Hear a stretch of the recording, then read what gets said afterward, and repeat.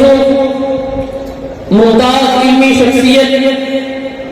عظیم اسلامی اسکالر، ہمارے حضرات اکابر کے صحبت یافتہ، فیض یافتہ، محترم و مکرم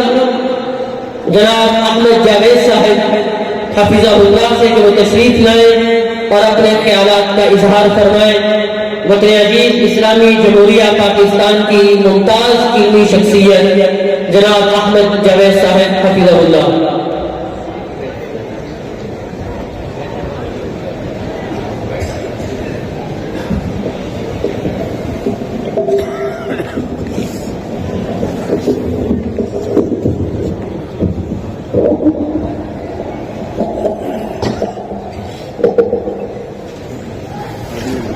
بسم اللہ الرحمن الرحیم، الحمد للہ واحد والصلاۃ والسلام علی من لا نبی بعدہ۔ جناب، میں تو ایک برخوردار کی دستار بندی میں آیا تھا وہاں بیٹھنے کے لیے، مجھے یہاں لے آئے تو کچھ بات کرو۔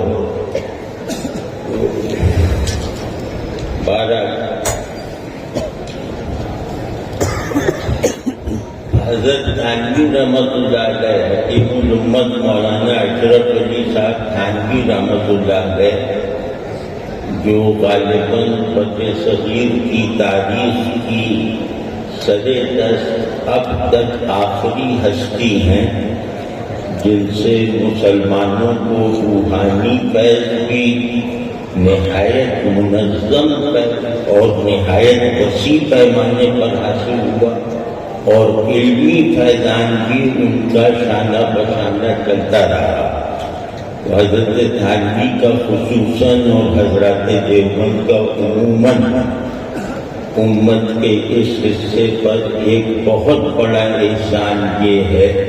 کہ انہوں نے عالم اور صوفی کے درمیان پیدا ہو جانے والا فرق مٹا دیا اور صوفی کو عالم کی نگرانی میں رہنا سکھایا، اور ایسے لوگ کثرت سے پیدا فرمائے کہ جو آب حیات کی نہروں کے جال کی طرح پورے ہندوستان، بنگلہ دیش، افغانستان، پاکستان میں گویا روحانیت اور علم کی کھیتیاں سیراب کرتے جا رہے ہیں آج بھی۔ تو اس تناظر میں حضرت کا ذوق علم کیا تھا، حضرت کا ذوق تربیت کیا تھا، حضرت اپنے دونوں طرح کے منتسبین یعنی شاگردوں اور مریدوں سے اور ان کی نسبت کا ایک بہت بڑا دائرہ عوام کا بھی تھا، تو غرض وہ اپنی ہر نسبت سے تعلق رکھنے والی جماعتوں سے کیا توقع رکھتے تھے اور کون سے اصول تلقین فرمایا کرتے تھے۔ مجھے یہ یقین ہے کہ ہمارے یہاں کم از کم بطن صغیر میں دینی فہم، دینی ذوق، دینی زندگی گزارنے کا ہر چلن، ہر روایت اور ہر نظام مولانا اشرف علی صاحب تھانوی رحمۃ اللہ علیہ کے مشرف پر کھڑے ہو کر اور اسی میں توسیع کی مفلسانہ کارروائیاں کرتے ہوئے ہی ممکن ہے، اس کے علاوہ کوئی دوسرا راستہ نہیں ہے۔ تو حضرت جیسے فرماتے تھے، حضرت اپنے بزرگوں کو مختلف القاب سے یاد کرتے تھے، سادہ القاب ہوتے تھے، وہ جیسے خود بھی فرماتے ہیں کہ آج ہر قطب عالم ہے، کوئی پیر طریقت ہے، کوئی شیخ الحدیث ہے۔ ہمارے یہاں تو مولوی صاحب ہوتے تھے اور ایک حضرت گنگوئی تھے، وہ مولانا صاحب ہوتے تھے، تو سادگی تھی۔ تو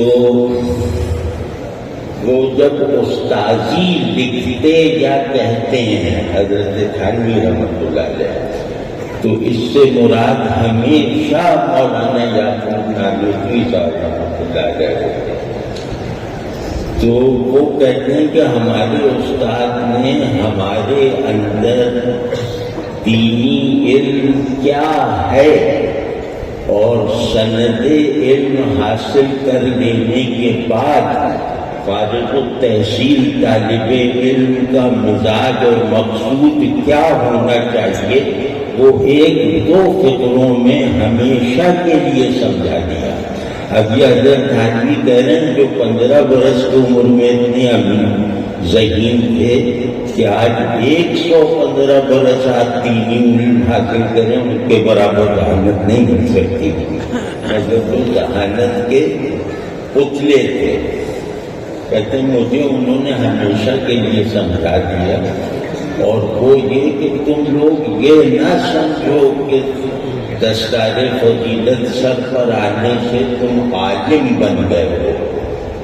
تم ہمیشہ اس خیال پر قائم رہنا کہ یہ دستار جو ہے یہ طالب علم ہونے کی اجازت ہے کہ اب تم علم طلب کرنے کے لائق ہو گئے ہو۔ عالم نہیں، عالم آدمی کبھی نہیں بن پاتا۔ تو اب اس میں اگر حضرت جی کے ذوق کے مطابق کچھ بات ایسا نہیں، میں عالم کے عامی بھی نہیں ہوں، نہ عربی آتی ہے، قرآن پڑھتے ہوئے ڈر لگتا ہے، تجوید بھی نہیں آتی اور کچھ بھی نہیں آتا بہرحال، لیکن یہ کہ اپنے بڑوں سے محبت آتی ہے تو وہ محبت سے بس کچھ کہتے ہیں تو وہ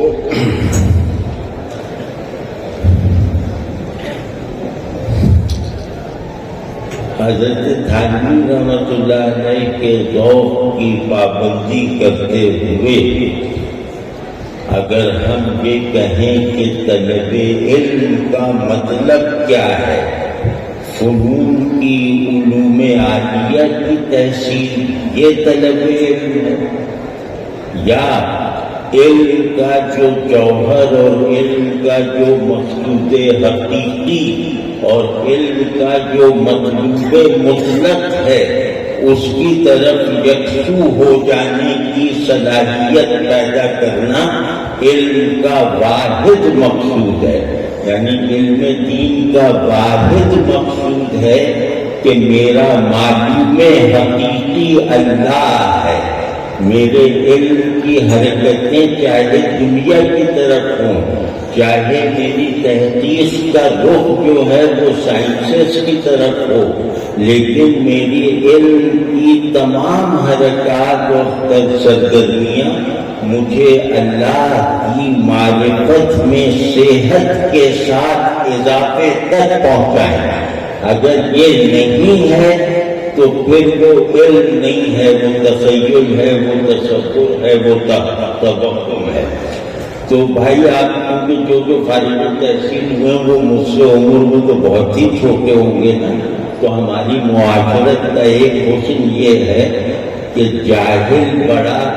چھوٹے عالم سے کچھ بے تکلفی سے کہہ سکتا ہے، مطلب بڑا ان پڑھ بھی ہو تو وہ چھوٹوں سے کچھ کہہ سکتا ہے۔ اور ہمارا خاندانی نظام بھی اسی تصور پہ چل رہا ہے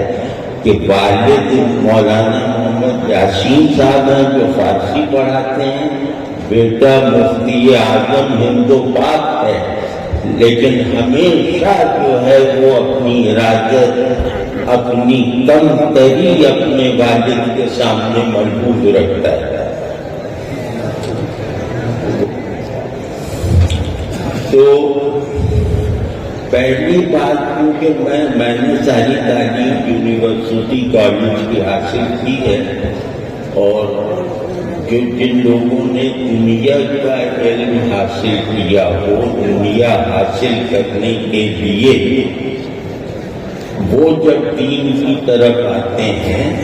تو آپ اہل مدارس سے کم مجاہدانہ اسپرٹ نہیں رکھتے ہو، بلکہ بعض پہلوؤں میں وہ آگے ہوتے ہیں، کیونکہ وہ دنیا کو دستیاب دنیا کو چھوڑ کر آئے ہوتے ہیں۔ ان کے لیے دنیا درجۂ طلب میں نہیں ہے، حالت حصول میں ہے، اس کو وہ چھوڑ کر آتے ہیں۔ تو اس وجہ سے جو بات ہم لوگوں کی سمجھ میں آتی ہے، بڑے لوگوں کی، بزرگوں کی، اس کے بعض پہلو ایسے ہو سکتے ہیں جو آپ لوگوں کو بھی سمجھنے درکار ہے، اور وہ میں عرض کرنے جا رہا ہوں کہ علم جب تک مبنی پر خوف حضور الہی اور مبنی پر محبت عزم بندگی نہیں پیدا کرتا، وہ جہل مرکب ہے، چاہے وہ قرآنی کلمات کا انبار ہو آپ کے لیے۔ جب تک معلوم اللہ نہیں، جب تک محبوب اللہ نہیں، جب تک میرا ہر علم، میرے علم میں آیا ہوا ہر کلمہ اللہ کی طرف کھلنے والی کھڑکی نہیں بنتا، میں نے اس کلمے کے ساتھ جہل کا تعلق پیدا کیا ہے، علم کی نسبت پیدا نہیں کی۔ تو یہ ہمارے زوال کی جو بہت بڑی وجہ ہے،